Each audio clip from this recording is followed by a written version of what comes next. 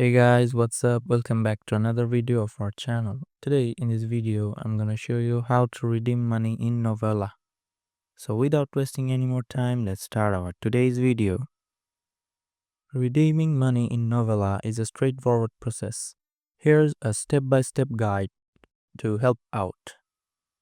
Step 1. Open the Novelah app. Launch the Novelah app on your device. Step 2.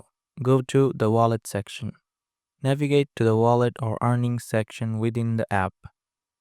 Step 3. Select Redeem. Choose the Redeem option to start the process. Step 4. Choose your redemption method. You can typically redeem your earnings via PayPal, Gcash, or other available methods. Step 5. Enter required details. Provide the necessary information such as your PayPal, email, or Gcash number. Step 6. Confirm the redemption. Review the details and confirm the redemption request. So that's it guys. Hope you like this video. If you found this video helpful, don't forget to hit the like button and subscribe to our channel. Till then, bye bye.